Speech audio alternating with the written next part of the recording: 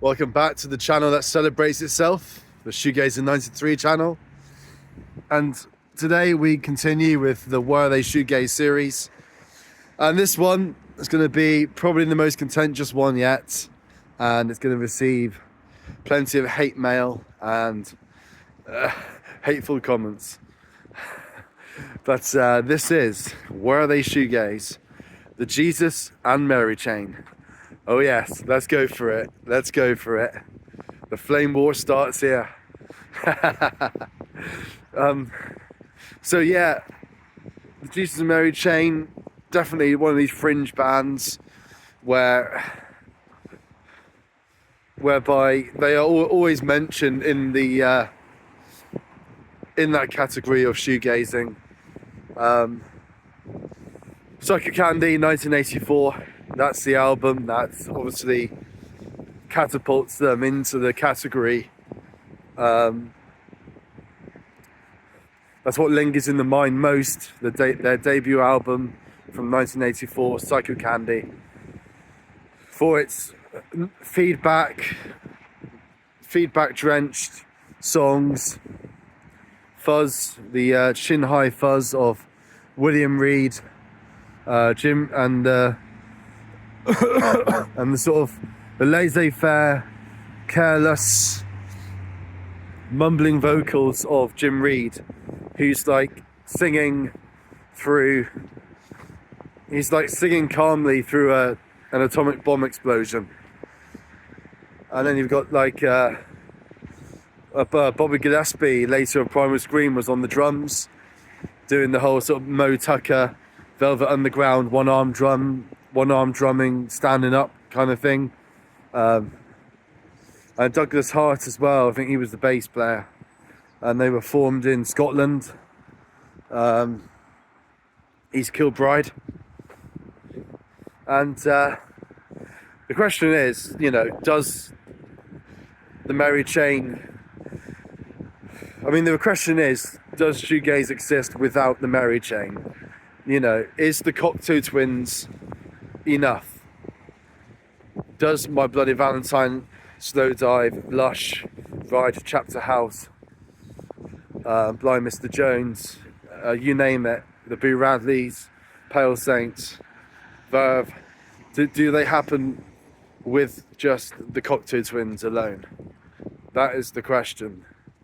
Because you've got to remember, the Cocteau Twins definitely had their own brash moments. It wasn't like Robin Guthrie was like playing guitar like on like one, he wasn't playing at volume 1, was he, on the amplifier? They definitely had they were a post-punk band, so they definitely had some fire in their bellies. And yeah, no doubt there are noisy moments. Look at Garland's, their debut album. Look at Treasure, has fuzzy moments. You got little noise blasts in the song Ivo does, I think. Of course, that they were noisy. Anybody would consider the Cocteau Twins to be noisy. So the thing is that the Mary chain, like I said, I think they started that whole kind of soft singing, the sort of careless kind of mumble singing, pop melodies through Motown records or something. That was wasn't that one of the quotes, I think, from Jim Reid? Pop melody just put through a nuclear bomb, that kind of thing. And they achieved that, and they were louder than everybody else at the time. And they started the whole kind of the noise section for My Bloody Valentine in You Made Me Realise. That wouldn't happen without the Mary chain, that's for sure, because that was an attempt to outdo them. Because the Mary chain, they had these like 15-minute, 20 minutes, it could go on for any time they wanted, of just noise sections where they would just leave the guitars feedbacking and just annoying the crowd.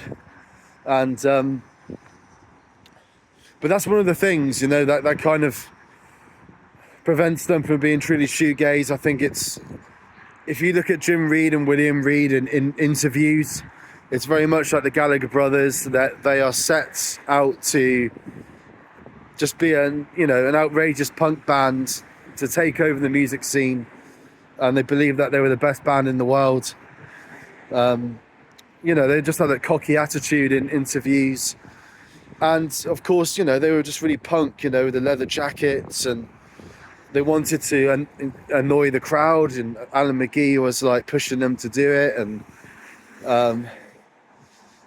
that's not really a shoegaze thing, to be confrontational like that. I think they were too confrontational, too punky, to actually be called a shoegaze band.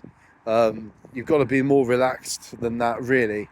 The whole kind of, they don't have the ethos really of shoegazers. But another thing is, obviously, they moved on from after Psycho Candy.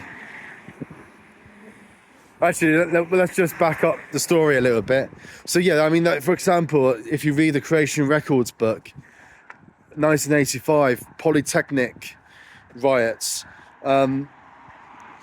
There's footage of this on YouTube as well, the riots and the Mary Chain gigs, and there was one that got so bad that it was like on the same day as like West Ham versus Millwall,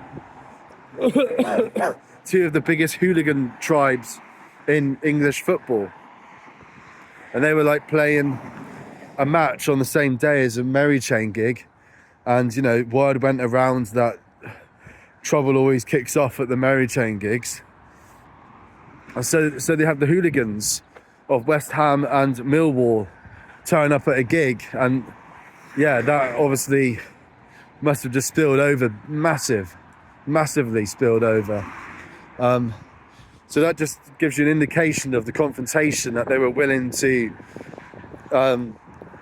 encourage.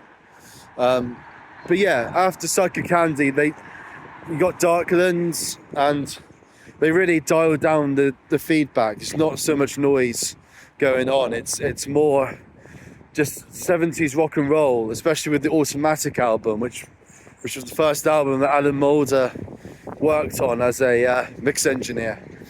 1988 Automatic. And you got like Blues from a Gun on there, and it's just like T-Rex, that kind of 70s glam, British glam rock thing they got, like T-Rex, Slade, The Sweets, but definitely T-Rex. I hear a lot of T-Rex with the Mary Chain. And then you got Honey's Dead from like 92, and they went into a more industrial direction, so they had to like almost like curve with the drum beats, the drum machines. But that's got like Sundown or something. That's a good track. And what was the big single from that as well? That's a good song. I lost the track of the title. There's a song, isn't there? It is really good on that. Honey's Dead.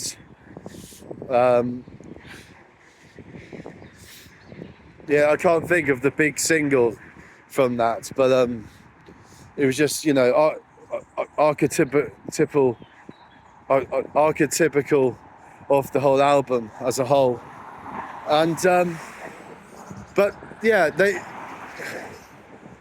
they were always just more rock and roll really than the other shoegazers. I think that, yeah, I don't think they are shoegaze. I would say no, but obviously the influence is massive.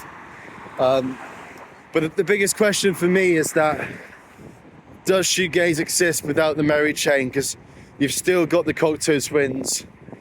If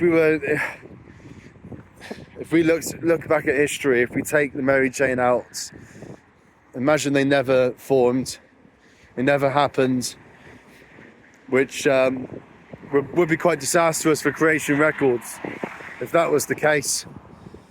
But you still got the Cocteau Twins, you still got Sonic Youth. Remember, Kevin Shields was influenced by Bad Moon Rising and Sister, all of that early Sonic Youth stuff for the alternate tunings.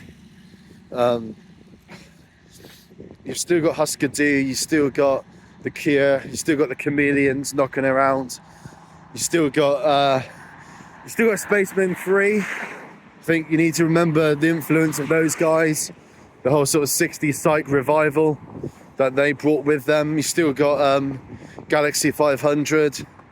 You've got Leap. You got Leap. They were like one of the noisiest bands. Gilded Eternity. So yeah, it does make you wonder, really. You have to sort of put that question in your head. But really, the Mary Chain, they brought the thunder, but they're not the complete package. Thanks for listening.